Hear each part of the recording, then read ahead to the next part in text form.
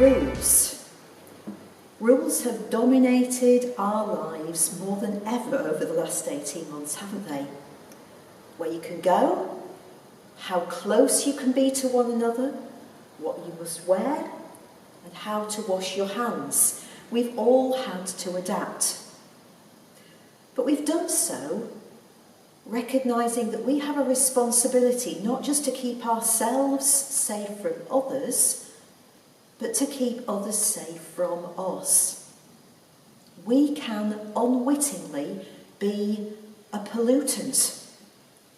We don't realise what harms we might carry within us. And that sense of self-awareness and the vulnerability that perspective has been for me, I think, one of the most profound impacts of COVID on my mindset. So, as mandatory restrictions have ended, it means I will continue to voluntarily follow guidance, because I see myself now in a new way. I may unwittingly be a pollutant. We've become accustomed to the complexity of living in a rule-bound world. It's exhausting, isn't it? Just working out what is possible and how it can happen safely. But it's not a patch on the complexity that the Jewish religious elites of Jesus' day brought to that simplest of all tasks, eating a meal. The amount of headspace required to ensure ritual cleansing happened appropriately meant that the delight of spontaneously gathering around a table was robbed of its joy.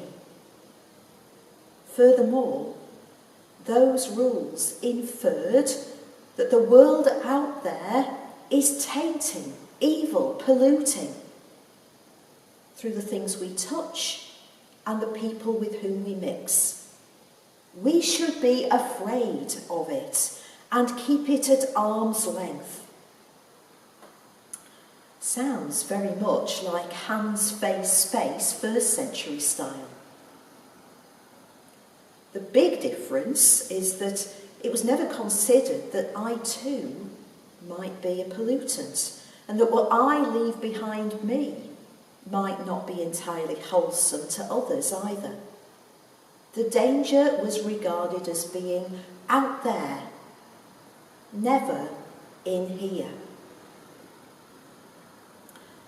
And there will be many in our communities who need to rediscover that the world is not a place to be feared, held at bay by retreating into a safe bubble of homely purity. Many who are barricaded in today behind a complex system of homegrown rules, which are a breeding ground for fear and loneliness and poor mental health. That's the thing with homegrown rules. They often reveal more about ourselves and our fears than the world they are supposedly there to help us to navigate. I wonder if you are a rules person. And if so, what do your rules say about you? I have to admit that I'm a bit of a rules person. As a child, I used to create my own rules, writing them in the backs of notebooks and changing them to suit. Age 12, I recall creating a whole set of rules, largely driven by my fear of an enthusiastic PE teacher who expected me to dive into a swimming pool and to swim out of my depth well away from the side. Rules stated, always stay where you are safe. Don't obey people who tell you to do something dangerous.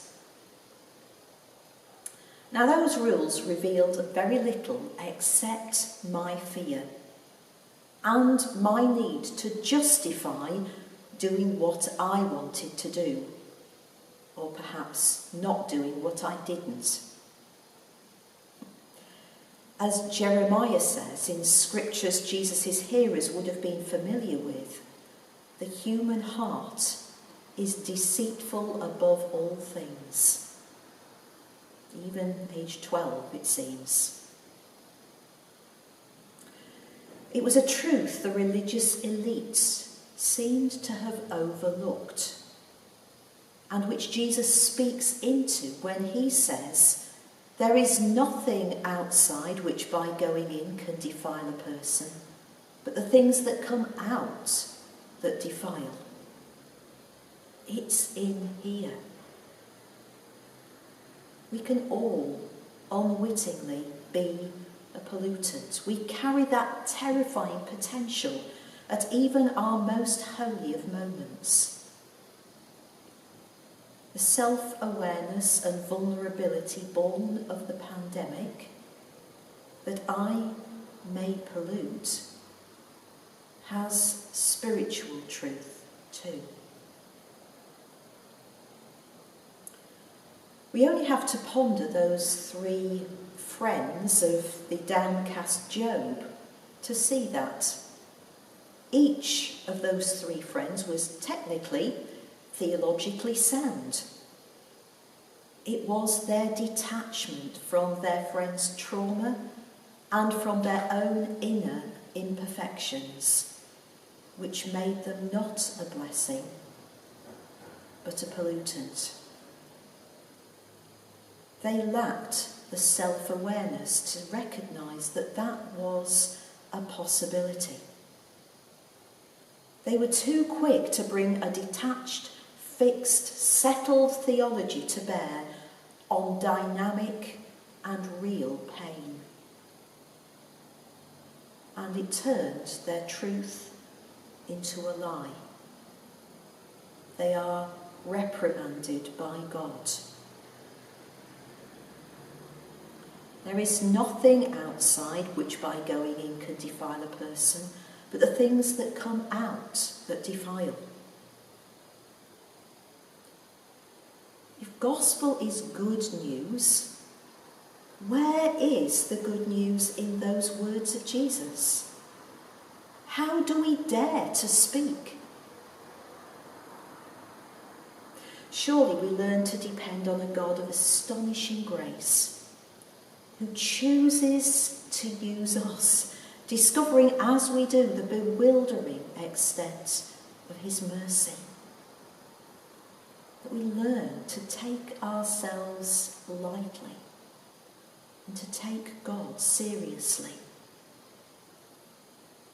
To walk with care and attentiveness beside others, quick to own our need to learn what the Spirit may be saying to us.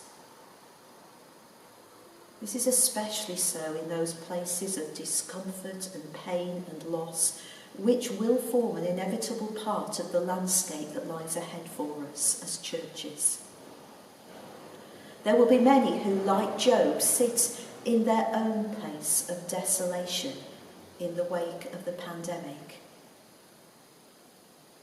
They need us to journey with them, attuned to our own vulnerabilities, and to bring a humble attentiveness to God's mercy.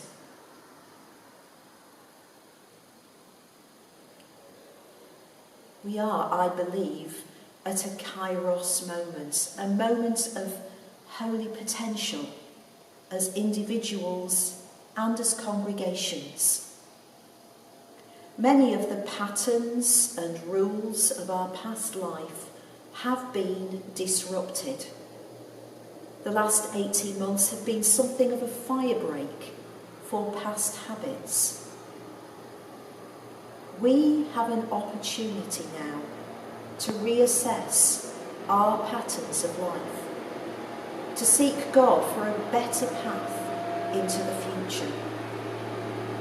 Set a course to build back better in here, to borrow a well-known phrase.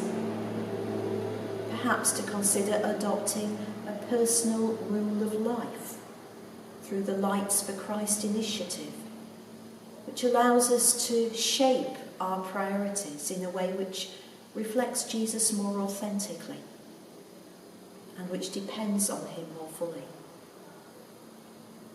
Because only through his grace are we equipped to be a blessing to those around us. So may we inhabit the place of vulnerability and compassion as we serve our communities in this season. Amen.